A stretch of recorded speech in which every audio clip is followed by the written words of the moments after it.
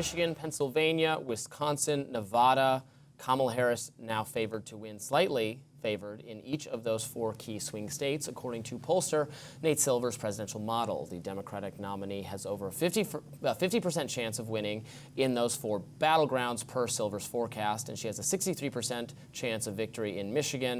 And as of Saturday, she's leading former President Trump by 3 points, 49.3 to 46.9.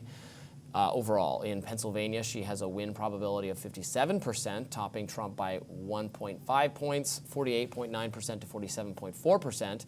In Wisconsin, Harris has 56% chance of winning with a 1.8% lead over Trump, 49.4 to 47.6. Further out west to Nevada, Harris is slated to win there too, with a probability of eking out a win by 53%. She's ahead of Trump there by just 1%.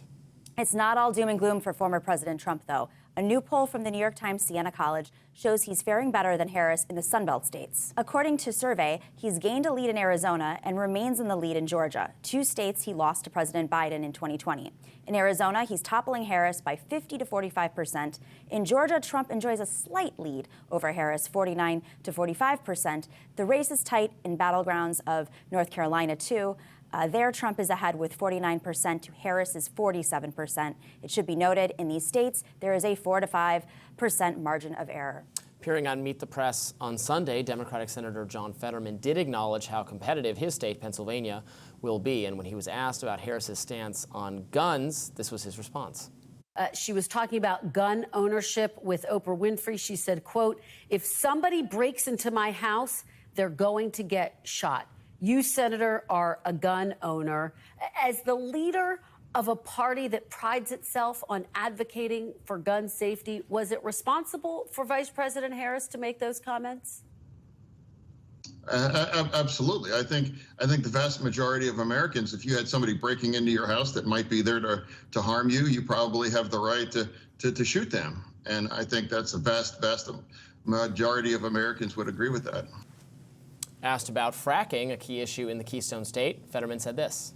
Vice President Harris, as you know, once supported a ban on fracking when she was running for president in 2020. She even sued the Obama administration to prevent fracking off California's coast.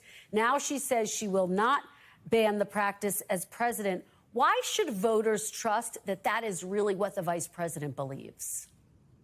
It's so strange why we just keep talking about fracking. Now, back in 2020, I said that that might be an issue, but it's not going to be a defining issue. And now in 2024, we're still trying to talk about fracking. And now the other side, they're talking about eating cats and geese and dogs and saying absurd things and talking about how if Trump doesn't win, he said that, you have to blame the Jews on that, and just absurd things, like having a serious policy conversation when the other side is just absolutely on fire. And here's where we are, and here we are also that it's going to be very close in Pennsylvania, and it's not going to be defined by fracking. So we just played 2 clips. I would say that in the first one, the question was absurd and his answer was great. And in the second one, the question was good and his answer was absurd. But I see it differently. And that's why you're there and I'm here. Right.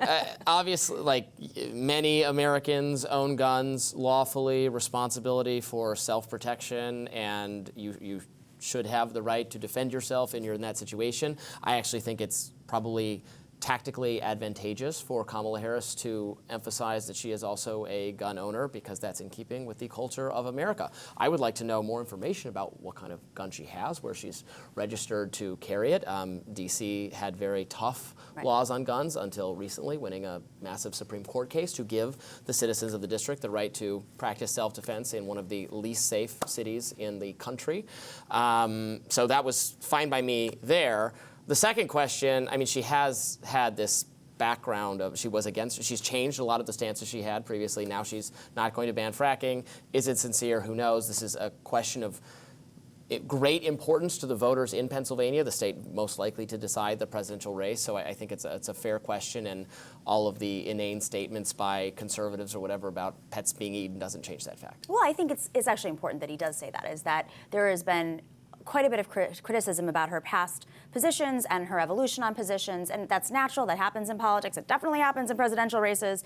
it's not anything new, and they keep bringing these things up over and over. Meanwhile, they're having a completely comical conversation on that's endangering people, and as he said, blaming Jews for his potential loss. That's outrageous, and the fact that we're not discussing that enough, I think, is something worth consideration, given that it has great impact and possible dangerous consequences on individuals' lives around this country. I mean, we're discussing at great length these things. We are, but well, the not whole everybody. media. The pet eating stuff has the pet eating been exhaustively litigated. Yes.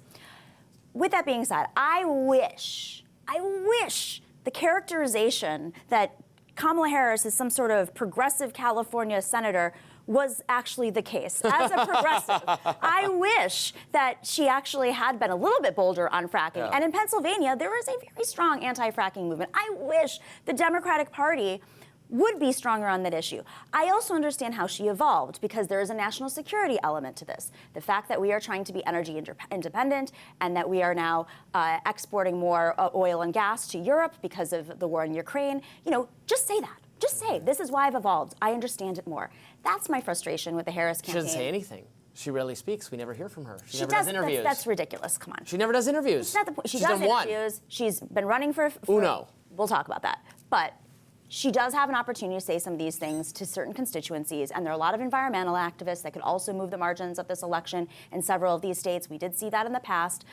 She has to keep this coalition she's building, this really amazing coalition of Bernie Sanders to Dick Cheney together right now. Yeah, good luck with that. And I think what's odd about these polls is, on the national level, it does reflect the momentum. And his coalition is smaller. It is not the size of his 2020 coalition or his 2016 coalition. He's losing a lot of center Republicans. They might stay home. Trump, excuse me.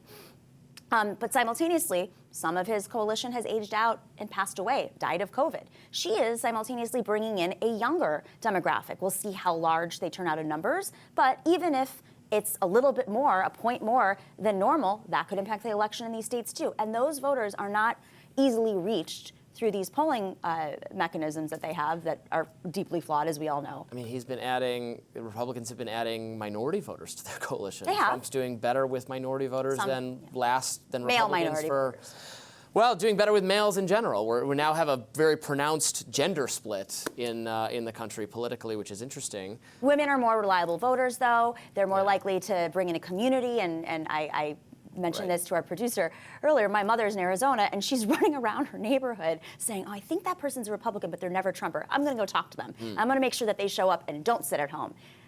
That's something. I've never seen my mother do anything like that. But if the Democratic coalition has all your diverse party, I love that, from Dick Cheney to Bernie Sanders, if it's disproportionately concentrated in states that are just solidly Democrat and then don't really matter, it's still going to be a close election. It could be a Trump win because there's not enough of those people in Pennsylvania I don't think or that's true at all. Georgia or whatever. And this is why this election is so close. And right now, these polls showing her narrowly ahead in several of these states. I mean, my big question is, well, the polls had, Biden winning these, and he did win those states, but he won them by a much lower margin than the poll suggested. If there is as much of a polling error in Democrats' favor this time around as there was last time, Donald Trump is going to be reelected.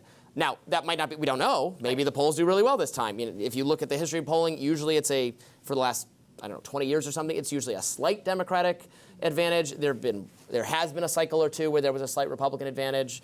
It kind of balances itself out over time. But that's the big question right now. And that's why the Harris campaign is playing it very, very cautiously right now, making sure they're speaking to specific constituencies, making sure that they're making sure some people are speaking about the campaign on her behalf. Well, and simultaneously, she's out there campaigning to key constituencies that need to show up, need to be rallied, the base really needs to be as excited as it's been, keeping that excitement and growing it.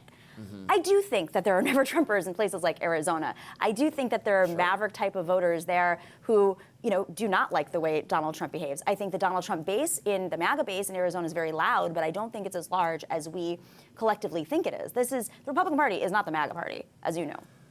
Well, I don't disagree with you that there are people who otherwise identify as Republicans who are over Trump and are not going to be voting for him. I know people like that in my own family, live in Michigan, could Exactly. make a difference there. It's a factor, but most people in the Republican Party are still going to end up voting for Trump. He still has high favorability within the party. We expect them to vote, of course. He is actually more liked within the party than ever before. It's more his party than it was 4 years ago or 8 years ago, which is impossible to imagine, but they're all behind him. And I think those are the ones that you're never going to win, right? So it's always in politics, who can we win, who can we not win? And it's going to come down to the margins. I think it's excitement versus folks staying at home on the Republican side or voting for Kamala Harris. More Rising right after this.